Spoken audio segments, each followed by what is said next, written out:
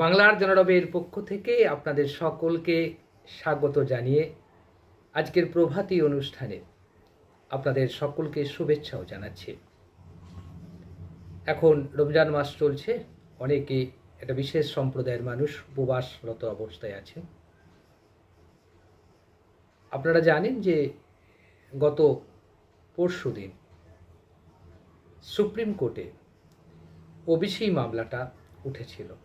অর্থাৎ গত বছর অর্থাৎ 2024-এর 22শে মে কলকাতা হাইকোর্টের বিচারপতি রাজাশেখর মান্থারের নেতৃত্বাধীন ডিভিশন বেঞ্চ 2010-এর পর থেকে যে সকল ছেলে মেয়ে ওবিসি শংসাপত্র পেয়েছে তাদের সমস্তটাই বাতিল বলে ঘোষণা করা হয়েছিল এবং তাদের হাইকোর্টের পর্যবেক্ষণের মধ্যে ছিল যে ওবিসি সার্টিফিকেট দেওয়ার সময় নির্দিষ্ট নিয়ম বা আইন মেনে করা হয়নি। তাড়াহুড়ো করতে গিয়ে একটি বিশেষ সম্প্রদায়কে সুবিধা করতে গিয়ে তারা সবটাই অনিয়মভাবে করেছে এবং সেটা দুটো সরকারই করেছে। 2010-এ ছিল বুদ্ধদেব ভট্টাচার্যের নেতৃত্বাধীন বামফ্রন্ট সরকার এবং আমরা দেখব 2010-এ বামফ্রন্ট সরকারের আমলে একটা গোষ্ঠীকে, মুসলিমদের একটা বড় গোষ্ঠীকে অন্তর্ভুক্ত করা হয়, যদিও রঙ্গনাথ মিশ্র কমিশনের সুপারিশকেই কার্যকর করে তারা সাচার রিপোর্টের ভিত্তিতে রঙ্গনাথ মিশ্র কমিশনের যে অ্যাকশন টেকেন রিপোর্ট, সেই রিপোর্টকে সামনে রেখেই কিন্তু বুদ্ধদেব ভট্টাচার্যের সরকার অর্থাৎ বামফ্রন্ট সরকার সংরক্ষণ অর্থাৎ ওবিসি সংরক্ষণ চালু করেছিল, বিশেষ করে মুসলিমদের জন্য। ওবিসি তো আগেও ছিল, কিন্তু মুসলিম সম্প্রদায়ের জন্য ওবিসি চালু করেছিলেন বুদ্ধদেব ভট্টাচার্য 2010 সালে এবং সেটাও নাকি নিয়ম মেনে হয়নি, এটা কলকাতা হাইকোর্টের রায়ে বলা হয়েছে।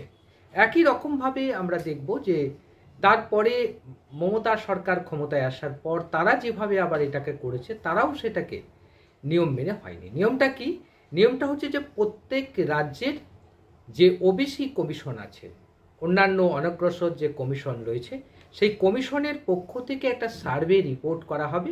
সেই রিপোর্টের ভিত্তিতে কোন কোন সম্প্রদায়কে ওবিসির অন্তর্ভুক্ত করা হবে ওই কমিশন সুপারিশের ভিত্তিতেই সরকারকে করতে হবে।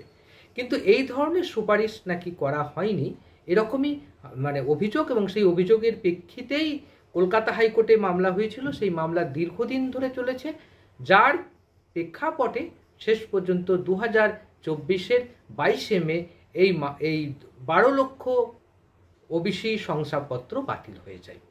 এই 12 লক্ষ ওবিসি শংসাপত্রের মধ্যে আমরা যদি লক্ষ্য করে দেখি যে বেশিরভাগটাই এ রাজ্যের ওবিসি মুসলিম সম্প্রদায়ের শংসাপত্র, সেটাও না হলেও 80%, 90%-এর মতো হবে। তো সেই প্রেক্ষাপটে দাঁড়িয়ে এই রাজ্যের সংখ্যালঘু মুসলিম জনগোষ্ঠীর মধ্যে ওবিসি শংসাপত্র নিয়ে কলকাতা হাইকোর্টের ডিভিশন বেঞ্চের রায় ব্যাপক চাঞ্চল্য তৈরি করেছিল এবং একটি সম্প্রদায়, মুসলিম সম্প্রদায় হতাশাগ্রস্ত হয়ে পড়েছে এবং তাদের যারা ছেলেমেয়েরা যারা পড়াশোনা করছে, আজকের প্রজন্মের যারা ছেলেমেয়েরা, তরুণ প্রজন্মের ছেলেমেয়েরা যারা পড়ছেন, যারা উচ্চশিক্ষা লাভ করবেন, সেই তাদেরও কাছে একটা বড় চ্যালেঞ্জের জায়গায় এসে পৌঁছে গেছে এবং তারা একটা সংকটের মুখোমুখি হয়েছে। কারণ আমরা জানি যে 2010-এর পর থেকে 2011-12 সালে যত পশ্চিমবাংলায় যত নিয়োগ হয়েছে সব ওবিসি শংসাপত্রকে সামনে রেখেই ওবিসি গ্রুপ থেকে মুসলিম ছেলেমেয়েরা ভালো চাকরি পেয়েছে এবং শুধু চাকরি পেয়েছে তাই নয়, উচ্চশিক্ষাতেও মুসলিম সম্প্রদায়ের অংশদারিত্ব যথেষ্ট পরিমাণে ছিল এবং সেটা এই সংরক্ষণের জেরেই ছিল। এই প্রেক্ষাপটে দাঁড়িয়ে কলকাতা হাইকোর্টের রায়ের পর কলকাতা হাইকোর্টের রায়ে কিন্তু আরেকটা কথাও বলা হয়েছিল। যেটা বলা হয়েছিল সেটা হচ্ছে যে যেহেতু নিয়ম মেনে বা আইন মেনে অর্থাৎ ওবিসি কমিশনের সুপারিশ মেনে, রাজ্য ওবিসি কমিশনের সুপারিশ মেনে এই সকল সম্প্রদায়কে অন্তর্ভুক্ত করা হয়নি, সুতরাং নতুন করে সার্ভে তৈরি করে নতুন করে যদি সার্ভে করে তাদেরকে অনগ্রসর পিছিয়ে পড়া সম্প্রদায়ের মধ্যে ফেলা যায়, তাহলে অনগ্রসর অন্যান্য সম্প্রদায়ের মধ্যে যদি ফেলা যায়, ওবিসি যদি করা যায়, আদার ব্যাকওয়ার্ড ক্লাসের মধ্যে যদি ফেলা যায়, তাহলে ফেলতে পারা যায় এবং সেটা রাজ্য সরকার ইচ্ছা করলেই ওবিসি কমিশনকে সামনে রেখে এই কাজটা করতেই পারে। হাইকোর্টের রায়ে কিন্তু এই একটা সংস্থান ছিল। কিন্তু যেমন কথা তেমন কাজ। আমরা পশ্চিমবাংলার মুখ্যমন্ত্রী মমতা বন্দ্যোপাধ্যায় কোনো কাজটাই সরলভাবে সোজাভাবে করেননি। সেটা হাইকোর্টের রায়কে মান্যতা দিয়ে যদি মমতা প্রশাসন সেই সময় ওবিসি কমিশনের কাছে অনুরোধ করত বা ওবিসি কমিশনকে দায়িত্ব দিত যে সার্ভে করে দেখা হোক যে কটা ওবিসি অন্তর্ভুক্ত রাজ্য তালিকায় রয়েছে তারা কি সত্যিই পিছিয়ে পড়া, তারা কি আদার্স ব্যাকওয়ার্ড ক্লাসের মধ্যে তারা পড়ে, এইটা যদি সেই সময় কলকাতা হাইকোর্টের রায়কে মান্যতা দিয়ে ওবিসি কমিশনের কাছে অনুরোধ করা হতো, তাহলে আমার মনে হয় এতদিনে এই ওবিসি শংসাপত্রের যে সমস্যাটা, সংকটটা অনেকটাই কেটে যেত বলে আমাদের মনে হয়েছে। কিন্তু এরপরে যেটা হলো 22শে মে রায় আসার সঙ্গে সঙ্গেই তার পরের মাসেই দেখা গেল সুপ্রিম কোর্টে মামলাটা যে হাজির হয়ে গেল। সুপ্রিম কোর্টে মামলাতে আবেদন করা হলো এবং মামলা বিভিন্ন পক্ষ গেল, অর্থাৎ সংখ্যালঘু সম্প্রদায়ের যারা ওবিসি সম্প্রদায় তাদের পক্ষ থেকেও সুপ্রিম কোর্টে যাওয়া হলো, রাজ্য সরকারের পক্ষ থেকেও সুপ্রিম কোর্টে যাওয়া হলো এবং সুপ্রিম কোর্ট সম্ভবত জুলাই কি আগস্ট মাস নাগাদ ডিওয়াই চন্দ্রচূড় প্রধান বিচারপতি নিজের হাতে এই মামলাটা রাখলো এবং ডিওয়াই চন্দ্রচূড় এই মামলার শুনানি শুরু করে দেয়। শুরু করে দেওয়ার পর সেখানে কিন্তু এরা যে রাজ্য সরকার যেটা স্টে অর্ডারটা আনতে পারেনি, এই মামলা চলতে থাকে। যদিও বা 10 বার এই মামলা শুনানি হওয়ার জন্য লিপিবদ্ধ হয়েছিল, কিন্তু শেষ পর্যন্ত 10 বারের জায়গায় মাত্র 3 বার এই মামলার শুনানি সুপ্রিম কোর্টে হয়েছে। কিন্তু গত পরশুদিন যে মামলার শুনানি হলো সেটা একটা অদ্ভুত প্রক্রিয়া বলা যেতে পারে। অর্থাৎ ওবিসি সম্প্রদায়ের যে মামলা, ওবিসি শংসাপত্র ইস্যুতে যে মামলা সুপ্রিম কোর্টে কলকাতা হাইকোর্টের রায়কে চ্যালেঞ্জ করে করা রাজ্য সরকার গিয়েছিল, সেখানে দেখা গেল হাইকোর্টের রায়কেই খানিকটা মান্যতা দিয়ে রাজ্যের আইনজীবী কপিল সিব্বাল সেখানে সুপ্রিম কোর্টের বিচারপতি BI গাওয়াইকে বলছেন যে গাওয়াই হুজুর আমাদেরকে একটু সময় দেওয়া হোক, আমরা already OBC commission Paschimbanga OBC কমিশনকে দায়িত্ব দিয়েছি, তারা একটা সার্ভে রিপোর্ট করছে, 3 মাসের মধ্যে সার্ভে রিপোর্ট শেষ হবে এবং তখন আমরা বলতে পারবো এই রিপোর্টটা কতটা সত্য এবং কতটা এই রিপোর্টের মধ্যে কোনো ভুল আছে কি ভুল নেই। এইটা বলার পরেই BR গাওয়াই খুব খুশি হয়ে বলেছেন একটি গুরুত্বপূর্ণ মামলা থেকে আমরা একটু স্বস্তি পেলাম। অর্থাৎ রাজ্য সরকারের পক্ষ থেকে এই প্রস্তাব পাওয়ার পর বিচারপতি BR গাওয়াই বলছেন একটি গুরুত্বপূর্ণ মামলা থেকে আমরা একটু স্বস্তি পেলাম।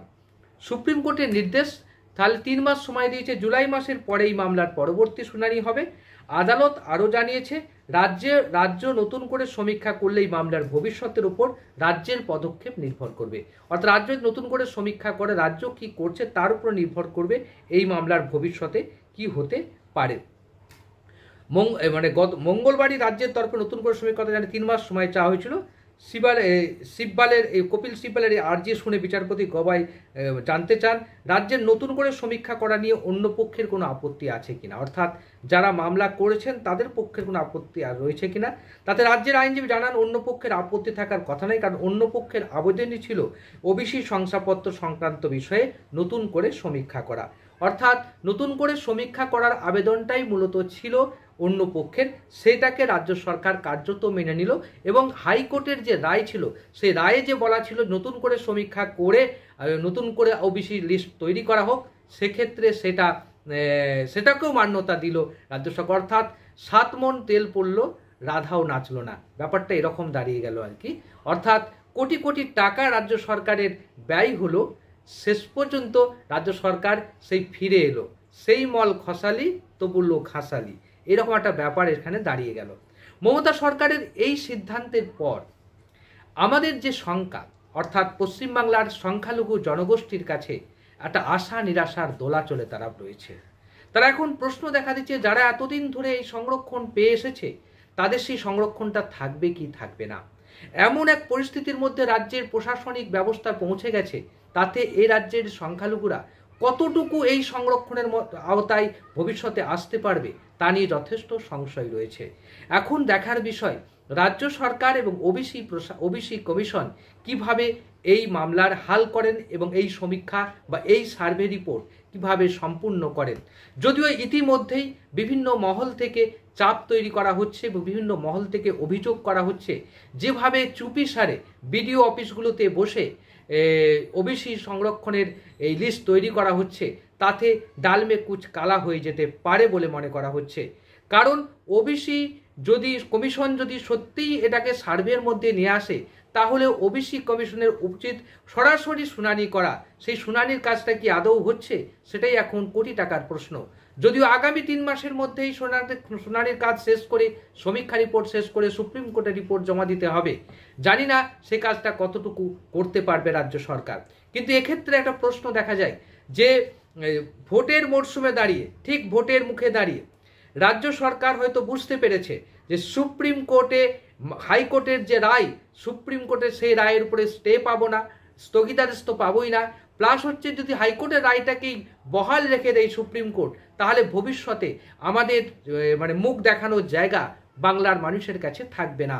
সেদিকে লক্ষ্য রেখে, সেদিকে তাকিয়ে মমতা বন্দ্যোপাধ্যায়ের প্রশাসন হয়তো তড়িঘড়ি সমীক্ষা করার জন্য ওবিসি কমিশনকে অনুরোধ করেছেন বা ওবিসি কমিশন সমীক্ষার কাজে নেমে পড়েছে।